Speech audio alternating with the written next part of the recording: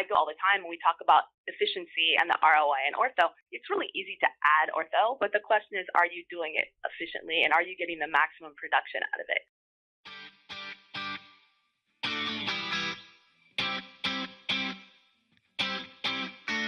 Hey, ambitious dentist, welcome to Start Your Dental Practice, the show for existing and aspiring dentists to take your dental practice to the highest possible level. I'm your host, Jonathan Van Horn, CPA and ABV, founder of dentistmetrics.com. Every episode, we aim to demystify the how to start a dental practice problem by bringing on world-class dentists, influencers, and consultants in the dental industry to pick their brain about how to get past the barriers involved from going from no practice to being a practice owner to owning your own successful dental practice.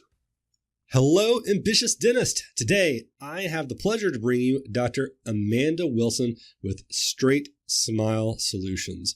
So if you are a general dentist, if you are a pediatric dentist, if you're an orthodontist, and you've ever thought, either I should add ortho to my practice or I can do ortho better inside of my practice, our guest today probably has some tips for you that is going to help you out with your business. So StraightSmile Solutions is an orthodontic consulting company that helps all the people that we just talked about with different areas of their practice. So saving money on lab fees, matching doctors and treatment plans with the best labs out there, and just helping the practice owners that aren't orthodontists better understand how to add ortho to their practice. So Dr. Amanda, thanks so much for coming on today. Sure. Thank you so much for having me. So Dr. Amanda, the first thing I always like to give people to have as an additional way of introducing is to have you tell us how you got to the point in your life that you got to own an orthodontic consulting company, because you are an orthodontist and you've moved from a practicing orthodontist to a consultant for orthodontists. And I think people would probably find that interesting. Oh, sure.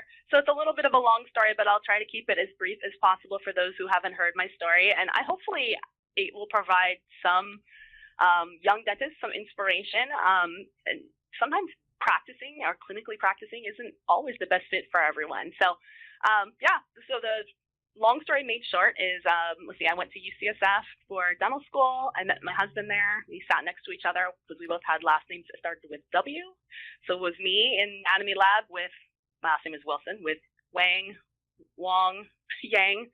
So, it was really interesting. Me and a bunch of Asian dudes, but that's the funny part. So, I was bound to marry one of them. So, we got married. He's originally from Hawaii. So, we did practice for 10 years together in the San Francisco Bay Area. I'm orthodontist. He's a general dentist. We loved it there, but home for him was Hawaii. So, we decided to move back and do what a lot of people do and take care of his family there. And there's a lot of cousins. So, anyways, that's that story. So when we moved back, I'd already been practicing for 10 years in the San Francisco area and loved it. Things are going pretty well. But during the time we were there, we had the tech boom and the tech bust. And I was definitely one of the earlier Invisalign adopters. At the time, I was charging $7,000, $8,000 per Invisalign case, creating a practice out of that. And slowly things started to change, and that was a big part of my practice, and I was trying to figure out what was going on, and all of a sudden there was a billboard that went up on the highway for Invisalign for $29.95, and I was like, whoa, who's doing this? Yikes, I'm charging $7,000, and I was thinking, these patients aren't going to go to this guy, he clearly doesn't have that much experience, like a diamond or whatever they called it back then, provider, preferred, premium, elite provider for Invisalign. He actually had quite a lot of cases. And honestly, I saw some of the cases and they were actually pretty good.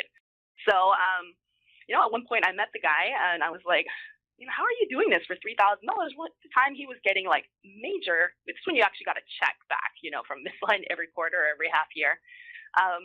He was getting a pretty sweet check back and, his margins were pretty slim, but his point was, I'm doing this because it generates me a ton of other revenue in my practice. I'm doing veneers and I'm doing implants, and Invisalign is not there just for me to make money. It's there for me to do more general dentistry. And I was like, that's something I don't have, because Invisalign for me is for me to do Invisalign, right? Mm-hmm. So that's something I can't compete with. And between him and my husband wanted to do the same thing. He had a really great reasons behind it, I said, okay, let me start helping out some of these doctors. If you can't beat them, join them, and let's just make sure they're doing a pretty good job. And hopefully they'll throw me some cases, along the way, and we can collaborate a little better instead of being angry that they're doing ortho. And hey, come on. General dentists do every kind of work anyways from every specialty. They do scaling root planing, that's perio, right? They're doing endo, that's endo. They're pulling out some teeth, maybe not all the teeth, but that's OS. So they're seeing kids. So, why for such a long time we thought that ortho was a protective profession, that they would never go into ortho. It was a very safe profession. That's why it was maybe such a hard specialty to get into. So, but of course things change. So, that's just how things are. You have to adapt and you can't get upset. So anyways, long story short, I started helping dentists, and of course I wasn't charging for it initially. And then I said, hey, this is actually kind of fun. And I like it. And I got really into creating products and creating better aligners and working with other companies that create aligners. And eventually it turned into a full-time profession. And now I have 2 preteen teenage kids, and they're very active and into sports. And there was just no way that with both my husband and I in the clinical side that we could be as active as we are with our kids and have the flexibility to, go to their games or travel with them for meets. So I really loved having the flexible job. So anyways, that's my long story of how I got here. So was the guy that was selling it for, $3,000 for the Invisalign, was he a general dentist or was he an orthodontist? Yeah. No, he was totally a general dentist. Orthodontist would never, it wouldn't make any sense. Sure. Well, yeah. Like you said, he was making money off doing the other work. Right. Because when you said that, I immediately thought of someone here in Arkansas, Dr. Burris, who, if you know, Ben. Yeah, exactly. He, and he there was a lot of people saying that since he's an orthodontist, he couldn't do general dental services, in the state of Arkansas. I don't know the case, that well, but it was a big deal on a national level. And when you said that, when you said that about the other guy, I was like, oh, how did Dr. Ben get in trouble for that? And that guy didn't. But that makes sense. So he's a general dental practice owner. So let's talk about So let's talk about just ortho in general. What do you feel like has made that barrier for dentists that are not orthodontists to be able to offer ortho services in their practice? Like, how did that barrier get lower? What happened over the last 5 or 10 years? I have a great infographic that actually goes along with this if we had a visual here. But if anybody wants to see it, feel free to contact me. I'm sure you're going to give the follow-up information. But basically, let's talk about the evolution of ortho a little bit. So, back in the 50s, 60s, and even 70s, there was no prescription necessarily built into the bracket. So everyone had to learn how to bend wires. And we talk about wire benders, right?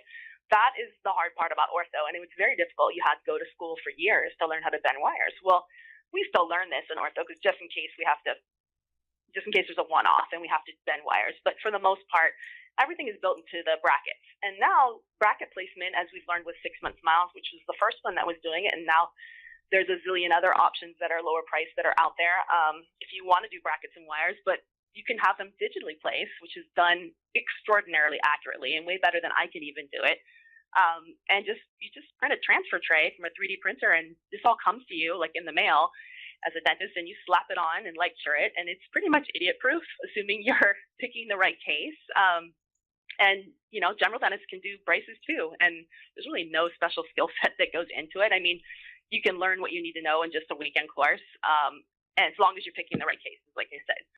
And then, of course, Invisalign came out, and they extended to general dentists. And as long as you're picking the right case, and as long as you know how to tweak the treatment plan, and you do this right, everything should turn out as well. So that's pretty much how we got there. And general dentists are doing ortho, and they're doing it pretty well.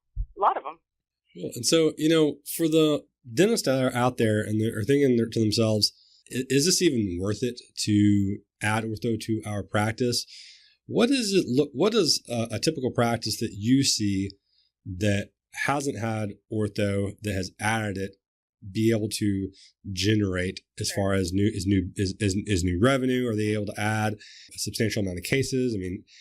Talk to us a little bit about the economics behind that. Sure. And this is actually, I have a great algorithm for this too. So I go into practices all the time and we talk about efficiency and the ROI in ortho. it's really easy to add ortho, but the question is, are you doing it efficiently and are you getting the maximum production out of it? So you got to set up the systems ideally to make this happen.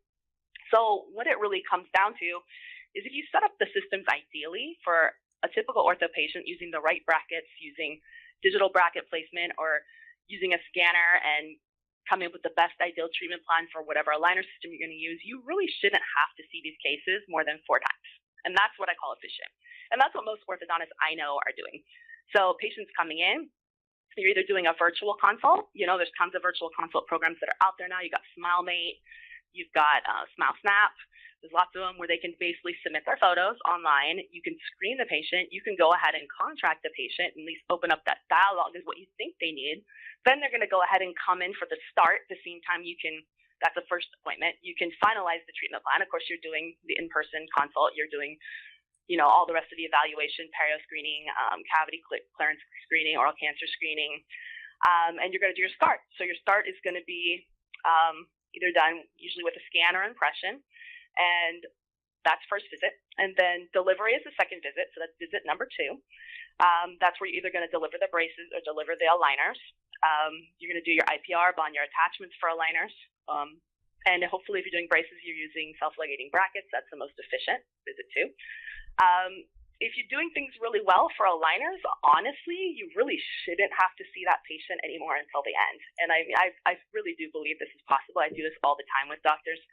You just have to have a great accountability loop for your patients to check in. We call these appointments on demand. That's what dental monitoring calls them. It's a great system that's out there. It's turnkey. Or you can create your own check-in process. But this is where you're making sure that the patient, this is where most general dentists kind of falter. You make sure that the patients understand that they are not to proceed to the next aligner unless everything is tracking ideally.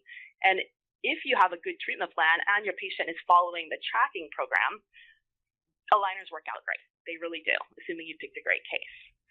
So sometimes a 2-week schedule or 1-week schedule is, it works. But for some patients, you have to tweak that a little bit and you have to customize it. And this is where, there's no cookie cutter approach to aligners and getting good outcomes. So I work with the doctors to come up with this process so that it's more streamlined, so that their patients are ideally, hopefully there's no revisions, refinements, or mid-course corrections in their aligner cases. I mean, the numbers are pretty staggering. Most general dentists, and I know you're not a clinician, but any of your dentists on this program should have their numbers in mind. Like, what is your rate of revisions, refinements, and mid-course corrections? And what those are terms from when you start an aligner case and you have to redo it, or you have to stop and make a U-turn or fix something. So most orthodontists, I know, their rate is somewhere around 8 to 9%, 7 to 8%. Most general dentists, I know, their rate is somewhere around 60 to 80%. And that's just a staggering difference. Yeah, and this is really where the cha-ching comes in, the efficiency. Everyone could do ortho, but are you doing it efficiently? And are you actually making money on this? Because if you're just doing it and this patient's coming in and it's taking a really long time and you're spinning your wheels, patient's getting pissed off, it's not a good experience, you're not making money on this. So why are you doing it? So that's really, I think, where the value is and where doctors can improve their processes. So anyways, that's the 3rd visit. And Sure. 4th visit is to take them off. So Let me ask this. As far as if there's a general dentist that's out there and they think, okay, I've got most of our listeners are more than 50% are likely young dentists that are recent owners or about to be an owner in a dental practice. And let's say that they have, a practice that has around 1,000 patients. It's a typical general dental practice, somewhere between 1,000 and 1,500 patients. Based on a practice like that wasn't providing ortho, then they start providing ortho and they do it in an efficient manner. What type of expectations should they have in terms of first year revenue afterwards? How many cases should they be doing in a year? My goodness. You're going to be blown away by the numbers. Mm-hmm. Yeah, broad strokes. Of course, it depends on your demographics. There's a ton of variables in here because if you're in a kind of super upscale area where people are aware of, I should go to an orthodontist for ortho, it actually, you have more pushback, from doing this. But if you're just kind of in a lower middle class, upper middle class area, maybe where there's not a super convenient ortho, or the ortho that's nearby has less convenient hours, it's huge low-hanging fruit for you. Listen, my numbers are, if you give me give me 100 patients. Take photos and a pano if you can on 100 patients. And I do this challenge with doctors all the time if I'm coming in and working with their practice. Take good intraoral records or good records on 100 patients, and I will probably find 85% of your cases need ortho. And I'll find something, and I'm not necessarily like pushing the limits. Like, there's an honest reason why this patient needs ortho. Maybe it's to help with their airway.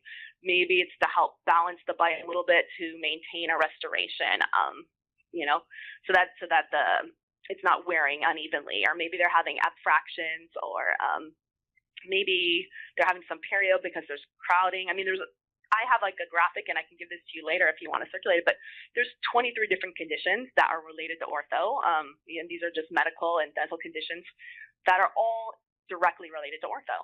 And by doing ortho, you can improve these conditions. So you just have to kind of understand a little bit more. And also remember, ortho is not necessarily just teenagers. It can be adults trying to maybe balance out a bite a little bit more, or having better airway, or it could be kids as young as age 2, 3, 4. It's still ortho. It's interceptive ortho that maybe have an oral habit. And I mean, the only people who really probably couldn't use it at all are kids under age 2. Or someone who's edentulous. Otherwise, everyone else, I can probably find something. Sometimes I'm pushing it a little bit, but at least you're opening up the conversation, because for patients, it's really important that you're always giving them their risks, benefits, and alternatives. And maybe you shouldn't make a judgment whether they're interested or not. All you're doing is telling them, hey, did you know this? Did you know that the reason why your fillings are popping out is because your bite is not balanced? And maybe they do want to fix it, and maybe they don't. But at least you're giving them their options. You're preaching to the choir here. I had braces in high school, and I have full-on braces. I had it for over a little bit over 2 years, and then I never wore my bad. Yeah. Then I wore my retainer. Oh, didn't wear your retainer. You are a Smile Direct Club perfect patient. Yeah, I have Invisalign. Now that's who they're looking for. Yeah, I got Invisalign right now, so I had to pay for it down the line. And it's fine. I mean, that's what ortho is there for. And if I never knew that was an option, then I would never have gotten it. So you have to let the people know what's available to them. And personally, I don't know if it's related. It may be, it may just be in my head. But I felt like I had a lot of headaches before I had my Invisalign fixed. I feel like since I've had Invisalign, the number of headaches I have is way less because of the crowding and things like that. So yeah, no, if anyone's out there that's actually one of the conditions. Yeah, oral facial pain is a condition that could be improved. So I mean, as you're doing your thorough medical dental exam, and you're starting to get some, kind of red lights and red flags, I mean, you have to think about this. Could it be ortho? You cannot promise them it's a cure-all, but it's an option. And some people will, shoot, especially if they've got some insurance, they might be like, heck yeah, let's do it. Let's try it. What are some of the limiting beliefs that dentists have about why they can't do ortho in their practice? Yeah, I mean, okay, so there's 3 reasons that it's so funny. I have slides for all this. So I'm visualizing my slides as we're talking. But the first one, of course, is that it's too expensive. So in their head, they're thinking, oh my goodness, if I want to do ortho, I got to go to a class. I got to fly my staff up for the class. I got to pay for the class, and they're running number signs. I don't have time, First one, obviously, Invisalign, you have to physically go to the class, and it's only a 4-hour class. How much do you really learn? Nothing. ClearCorrect, you don't have to fly out to the class. 6-month smiles, you have to fly out to the class. So, of course, you don't have to physically do this. There's tons of options that don't involve that. But, okay, money. So, it's the first one, money and time. The second one is the one where you're pissing off your friend. Because everyone has a friend that's an orthodontist, the most part, a friend from school. Or someone they go golfing with, or they're getting their gifts or their gift cards, and they just don't want to. And this happens more, honestly, in the Midwest and the South and the West Coast and New York. No one could care less. They're like, whatever, who cares? But, they don't want to upset the status quo. My wife is friends with their wife. So what I always say is, listen, don't tell them, don't tell them. And here's the thing, if you start screening your patients more, you're going to be sending them so many more patients. By the time they figure it out, they're going to think you're awesome. if you tell them right off the bat, they're going to be skeptical. They're going to be, Sure. because our fear as an orthodontist is like, oh no, so-and-so's starting it and I'm going to get stuck with their mess ups. If they screw something up, I'm going to have to fix it, and that's what we don't want. So we just want you to handle your own patients is the main thing. That's really funny too, because I know of at least 2 orthodontists that have really good practices, really, really good practices. And they are like one of the ways they get the most amount of business is by, is by educating the GPs of how to do it themselves. Like they want to teach other people how to do it. And I got to meet these people. This would be great if you introduced me sometime, because there's so few people that tell this stories like this. People keep it really, really quiet. Yeah, and these are orthodontists that they're like, you know what? Hey, I'll help you, with getting these going, because they know that anything that they can't do is guess who that's gonna go to. Yep. Or anything they're afraid of, and it's a great way of doing it. It's a really smart way of generating business. Another, you were talking about how someone could be worried about it and things like that. I've actually heard of bigger practices even acquiring GP practices as referral sources for ortho, like as that's their strategy, is like, hey, or pedo. Exactly. Yeah, exactly. Yeah. And they could say, okay, I could spend, $150,000 in marketing and hope that I get, some traction off of that. Mm-hmm. Or I could spend $1 million and get, 2,000 patients. Buy me a dental practice. Yep. And then I have my own general dentist, and he has to refer to me because I pay him. So, exactly. Yep. Exactly. So there's other people out there doing things like that. So, and so as far as, success stories, people who have actually done this, gone and, started adding ortho to their practice. There's a company called Dental Intel that I've spoke with, and we're friendly. And kind of and again, this is one of the things in math is that averages apply to everyone and no one at the same time, which basically means that if someone says the average is, that means there's people way above and there's people way below, and it's a spectrum in between those two. But the number they said was for every patient that you have, you'd basically add $75 in annual revenue would be the goal. So if you have 1,000 patients, and you add in a service, then on average across all the additional services you could be offering, that would generate another $75,000 in revenue that year, which in ortho, that's a pretty low bar. I mean, that's 15. If you're doing $5,000 a case, it's 15 cases in a year out of 1,000 patients. Which, if you think about it in those terms, surely everyone out there that has a problem. Everyone that's out there should think, okay, I got 1,000 patients. I should be able to get 15 of them to agree. I'm sure everyone who's out there who has 1,000 patients can think of 15 patients. They're like, yeah, they need ortho. Probably should talk to them about it right now. So that won't be a problem. I can find those in about 2 minutes. Exactly. So do you have, do you have, what you typically see people do in that? I'm trying to just get an idea so people can say, okay, right now I'm doing, because one of the goals a lot of my clients have is, okay, they get up to $1 million, $1.2 million in revenue. And that's kind of their own personal capacity limit. Like they can't, their ability to produce more than that personally is hindered. Like they, for whatever reason, they can't get above that hump. Right.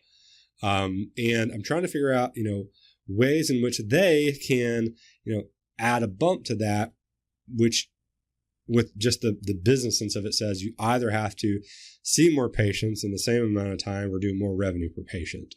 It's one of the two things that has to happen. And ortho is a big dollar case. And, from what you're saying, in a lot of cases, it's not a large hourly commitment.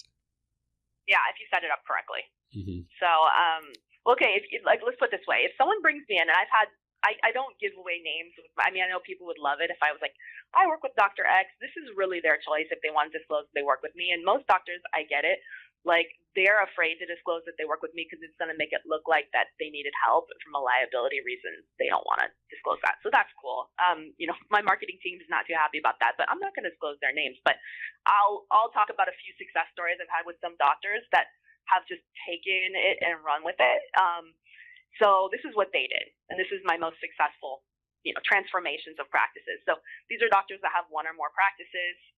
Some is just one, and sometimes we end up acquiring more when I'm with them. And they not only decide to screen every single patient for ortho, like I said, you have to screen every single patient. They collect records, like I said, photos. They make this part of their process that they do with every patient. Every patient, what are you going to do? You're going to come in, doesn't matter if they're a kid, they're an adult, you're going to do an exam. For adults, you might do a perio, you might do oral cancer. Well, everyone gets a full set of photos.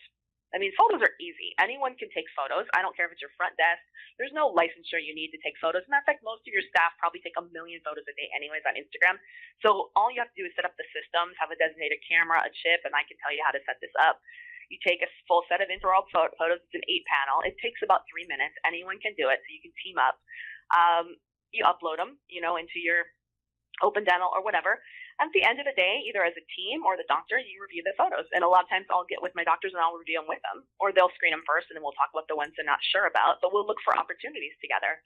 And it often opens up a dialogue. You're like, oh, I didn't know that this patient could use braces, or I didn't know I could do aligners on this case, or I didn't know I could improve this.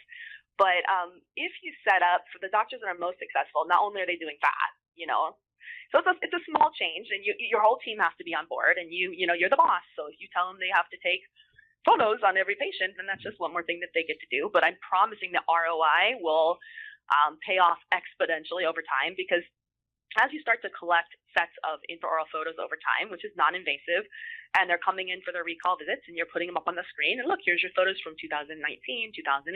You could just do it once a year. You can look for historical trends, and you're looking and you're seeing progressions of disease, like crowding's getting worse, abfraction's getting worse, attrition's getting worse, arches getting more narrow, and you're looking at things. Lips are getting flatter, et cetera, et cetera. And there's nothing that sells the case more than that. It's just incredibly powerful, because, you're not making something up. They see it with their own eyes. So that's the first thing that the doctors do. And like I said, this isn't necessarily going to pay off instantaneously. It's over time, it becomes more valuable, but certainly you'll find tons of opportunities from within, the first couple of weeks that you do it. Number 2 that they do is they establish a good, better, best system with their orthodontic options. So, and they don't just only do like Invisalign. There's no way to be successful just only doing Invisalign. Unless you're the only guy in Montana that does it. This is the way you did it 20, 15 years ago, but now that's not going to happen. You can't come in only doing Invisalign. You have to be like, yes, I do aligners, and I do Invisalign, which I do recommend, because for the SEO, everyone still thinks of it as Invisalign. So if you're not doing Invisalign, you can't use it on your SEO. So, of course, you should get certified in Invisalign. You should do Invisalign. But you also should have a good, better, best model, and you should offer generic clear aligners too, at a much lower cost, so that you can reach those super easy patients that are out there. That are going to have the same outcome with, $1,000, $1,500 less lab fee, that you can either pocket yourself, or you can cut the price, or, meet the patient equally, so that you can reach patients that just can't afford a $5,000 case. But you do that. And also, I don't recommend only doing aligners, because there's a certain percentage of your patients that are just going to be non-compliant, or just are not interested in aligners, and they really want fixed, whether they're younger or they just had a bad experience, or that's what they want. And braces are so easy to do nowadays, with the digital bracket placement, self-lighting brackets if you want to do it. It's so incredibly easy. You should offer that too. And guess what? You might want to offer a good, better, best option with that in terms of brackets and stuff like that. And now we're taking it a step further. If you're going to do that, you should also offer phase 1 appliances or functional appliances. Now you can work with the kids from age 2, 3, 4 up through 9. That's a whole nother group, and that's super low-hanging fruit for growing a practice, because first of all, with phase 1, I think it scares people. They're like, oh, that's so hard, growth modification, expanding palates, whatever. It's so easy. It's so incredibly easy, because little kids are so compliant, so awesome, so fun to work with, and guess what? There's almost no doctor time. You can train your assistant to do it all, and you're just supervising. And this is where, the way that you can grow a practice and make the most revenue out of it is delegating, Oh, yeah. Not you doing everything. So, if you can have multiple your assistants doing most of the ortho, and you're just watching it from a high level, then you can be doing tons of cases at one time, and you're really not doing anything.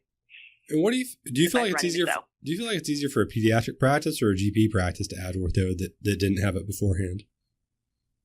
Pedo is definitely easier. Because every kid can probably use it, from whether they're using it now or later, and it's just there's definitely more opportunity. But you'd be surprised how few pediatric dentists are doing it or doing any of it. It just kind of blows my mind, because it's like you work from little mouths anyways. Why not? But for the same reasons, they're a little scared, and often they don't learn much about it in their residency. So what about that? One thing that I find that is helpful for listeners is, what would you recommend someone do to get their first patient to do this? Because we all know, like, anytime you do something new, there's just so much analysis paralysis most of the time. First patient. Analysis paralysis. So I've heard that before. Yeah. First patient should be your staff. Okay. Your staff is the easiest. Yeah. Just go with your staff. No charge it for your staff. You're a good staff. And nothing better to advertise your services than if your staff's wearing them. So have all your staff in it. Listen, every staff member would love to have a tiny gap closed or have a little bit of crowding improved for no cost. And guess what? The deal is, if they're going to do that, they get to blog, post, and Instagram about it too. So it's the best way to do it, and get the kinks out. Get the nerves out for the team as well. Let them practice and learn on each other. And you can also do the staff's kids if you want to do phase 1 or braces, and get the nerves out on that. And then you can go ahead. That's your soft launch. You don't have to. I wouldn't even necessarily advertise that you're doing it while you're in soft beta launch. Sure. I would just be quietly screening and talking about it and trying it. And then once you get your confidence up, you can do your big launch. You can, throw it on your website, start creating content around it and putting it out there. And, and if your patients are really having this is transformative for the most part. If they're having an awesome experience with it and you're encouraging them to talk about it to others, nowadays, if you're treating people under age 35, 40, they're on Instagram all the time. They're taking pictures of themselves, create that hashtag, tell them to talk about their teeth, have rewards for doing that, and things are going to start going viral. Yeah. One thing I really like too is by doing it with your employee is that, you mentioned getting everyone on the right track together as a team.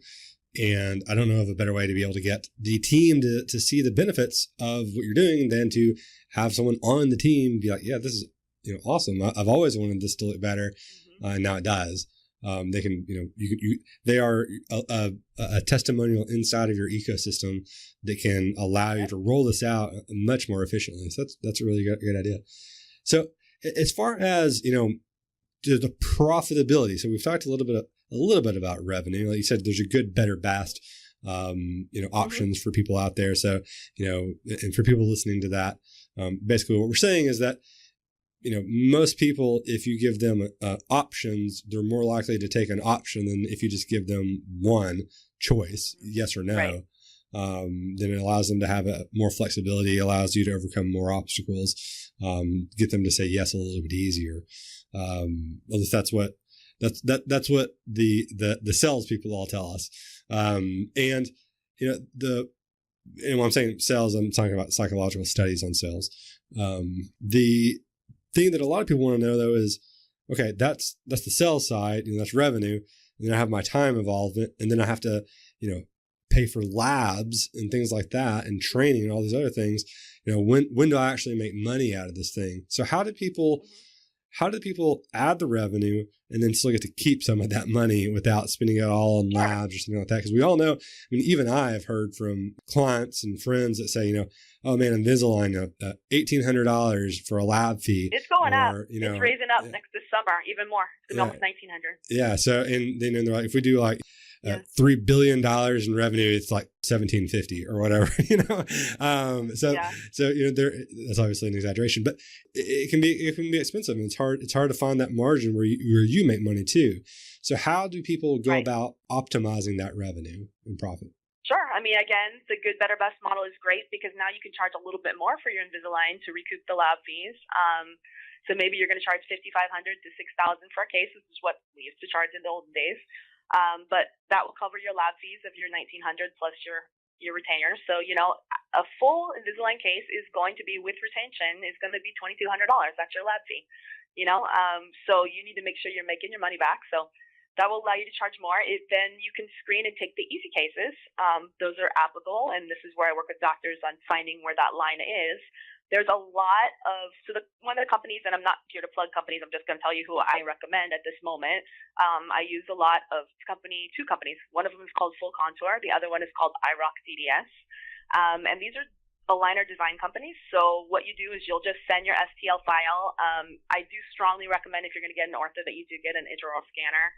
I think if you're going to invest in something, that's what you should invest in. And you're not only using it just for ortho, you're going to use it for all your cases. It's just going to make everything way more accurate and quicker and a better patient experience. But a lot of people are afraid that they're going to have to pay a lot of money for this. There are a lot of scanner companies that are doing lease to own. They're doing $500 a month lease. They're doing lease and try it out, for a month and see how it goes. So if you're interested, I'm sure most people have connections, but if not, let me know and I can connect you. But get the scanner, try it out, submit your cases. The easy ones for aligners, you can send to one of these design companies. They'll charge between $99 and $200, depending on which company you're using and how complex the case is, to do the setup, which is basically like your ClinCheck for the easy cases. It's a setup, just works the same way, where you're going to see the stages and you're going to approve it virtually. And the cool thing I like about these design companies is that they're incredibly accurate. For Invisalign and ClearCorrect, just to let you know, I help with doctors all the time. And on average, it takes me 4 go-arounds to get the 4 go-arounds for Invisalign and probably 6 to 7 go-arounds for ClearCorrect. They're going to be really mad I say this, but it's the truth. That's how many go-arounds it takes me to revise a case to get it perfect. That's frustrating, and time is money. So you can't just accept the first treatment plan that comes your way. You have to get it perfected so that it's going to be accurate and it's actually going to be, optimal, and it's actually going to happen.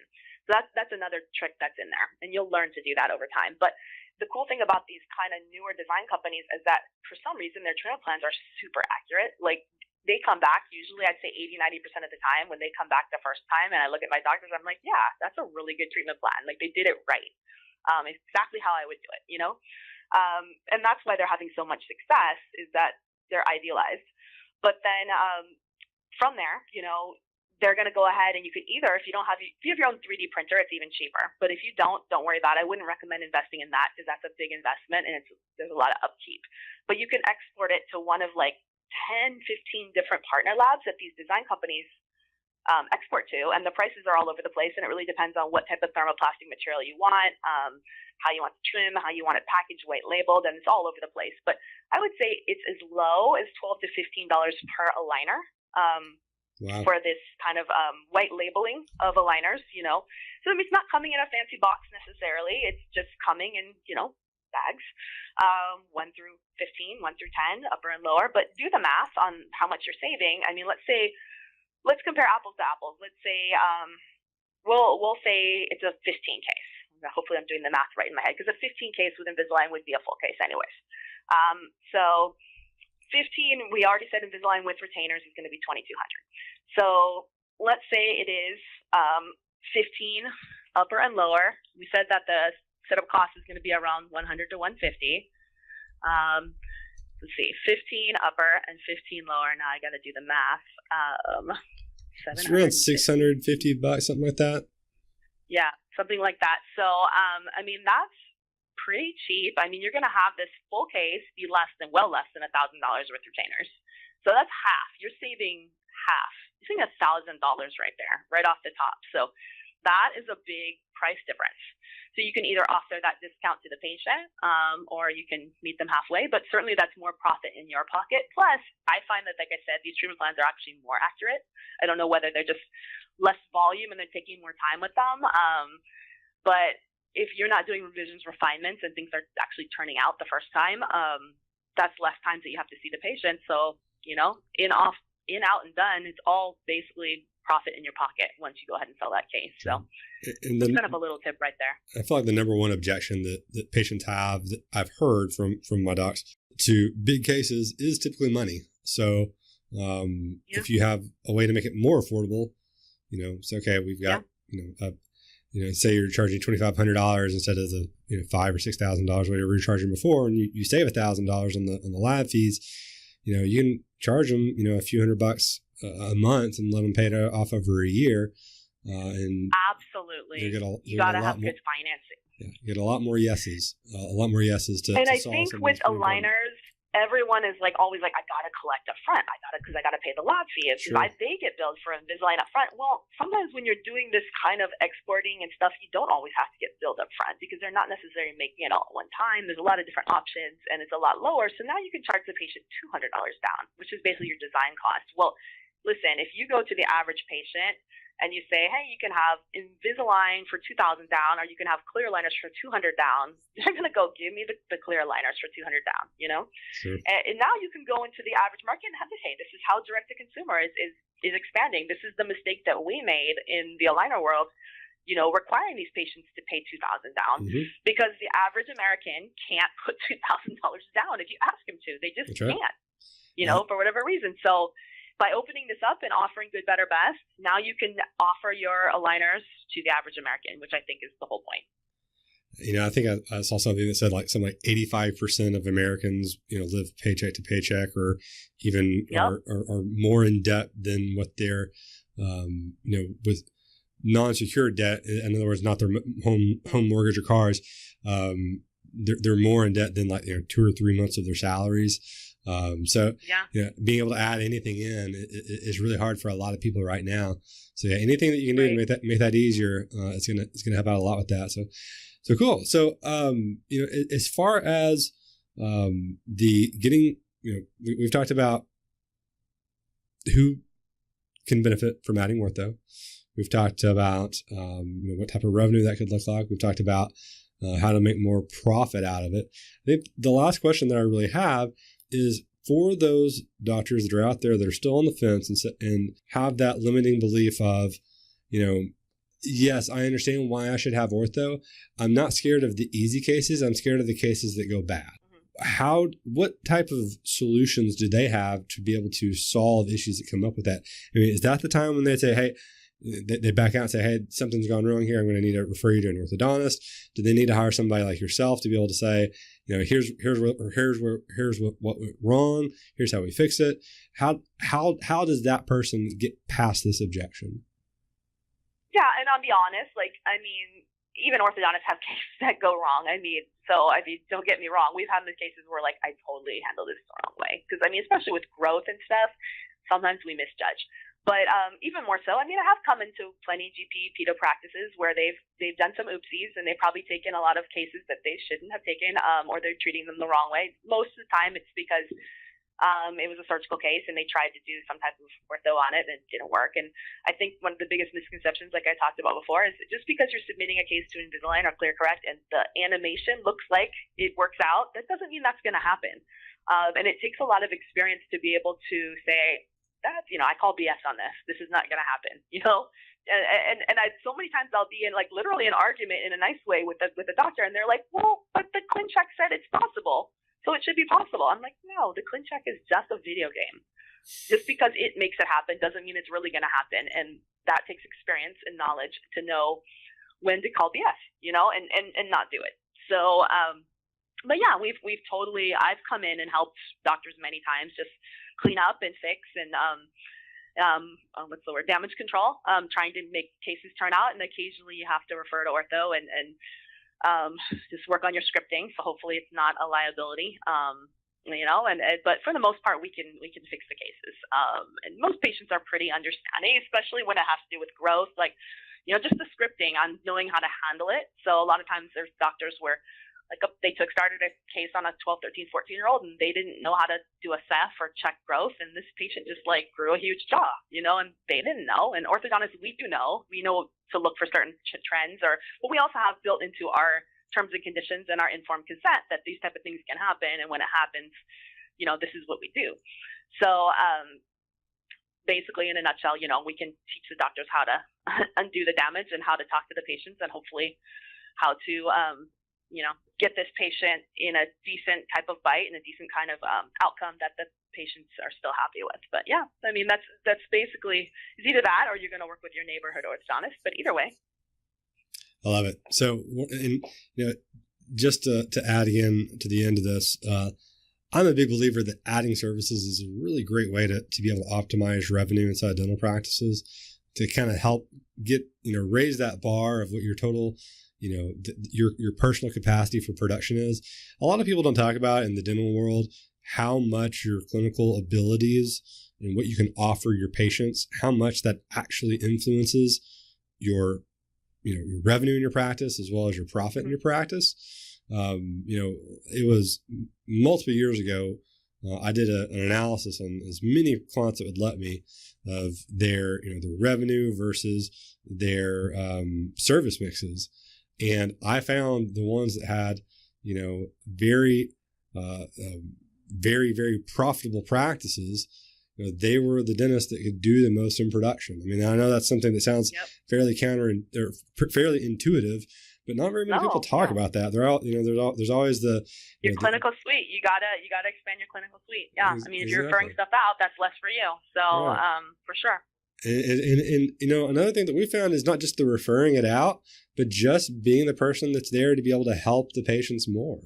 That's going to be able, because a lot of the times they wouldn't even, they like you said, you'll see with your GPs 85% that have ortho needs.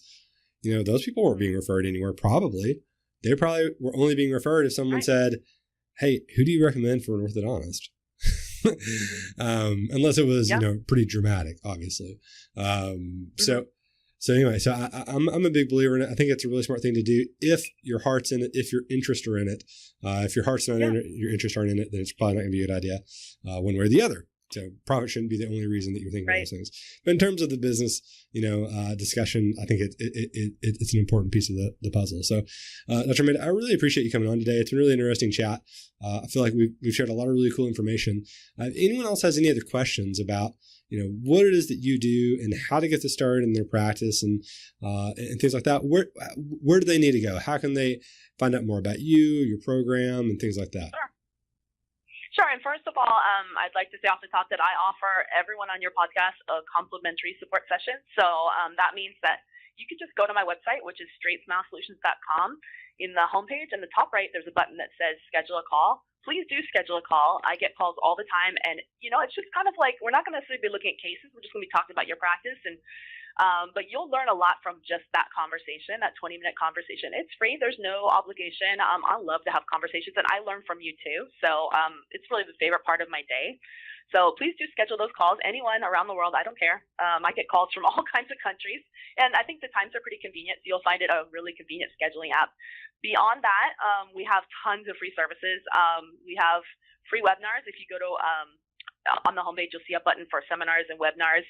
We have I think there's like 8 up right now, from like braces to aligners to finishing solutions, how to finish an open bite case. There's tons of just specialists that we have on for webinars, and these are all free. You can come on, you can be live, you can be engaging. Beyond that, we have like 200 YouTube videos, which has demonstrations on how to do pretty much everything. And if I don't have something up there, just tell me and we'll create it for you most of the part if I can. I mean, obviously, I'm not going to be doing jaw surgery on air, but if it's something that can be done relatively easily, we have tons of vendors who are like willing to give us their products just to showcase it, to show you how to use them. So yeah, I mean, let us know what you want to learn and we'll teach you. That's, again, all free. Beyond that, if you want to have more one-on-one support and actually dive into your cases or have help within your practice, we're no commitment. So we basically tell people there's no contracts, anything like that. You can, with 30 days notice, you can cancel anytime. You can sign up as low as $199 for support with a case. Maybe you're stuck on an Invisalign case or whatever, to subscriptions that are crazy cheap. I think our prices are really low. Unlimited support in your practice. Someone always there for you to help you with any type of system. We really, except for direct to consumer, we will help you with any type of ortho system that's on the market. If you don't know what system you want to use, we will recommend one for the best one for the case, and or find you the cheapest one depending on what you're looking for. And I'm familiar with, and my team too, we're familiar with every system on the market. Pretty much we've used it. Beyond that, we also have hands-on classes if you want to learn things like straight wire, how to place brackets, IPR. we have destination and digital classes, and prices are actually quite low for that too. So we pretty much have a turnkey option for either launching ortho in your practice, scaling ortho in your practice, or making your ortho more profitable. So that's pretty much how we work. Love it. Well, again, Dr. Amanda, thanks so much. Guys, if you're listening, or if you've listened all the way through now, you obviously have some interest in ortho. Reach out to Dr. Amanda and learn more about ortho in your practice. And maybe that'll be the key to making a little bit more money and reaching that next goal that you have for your practice. So again, Dr. Amanda, thanks again. And we will see you all next time. Thank you.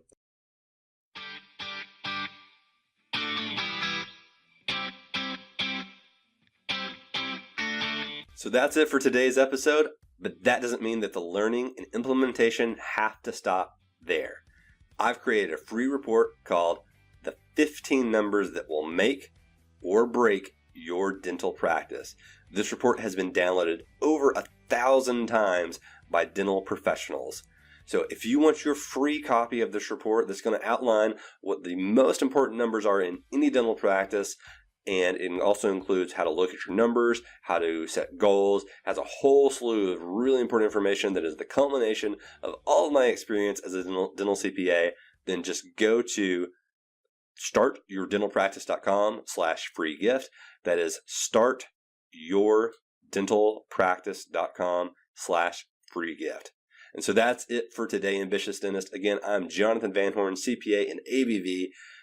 I'll see you next week with another world-class practice owner or consultant that will help you start your very own dental practice.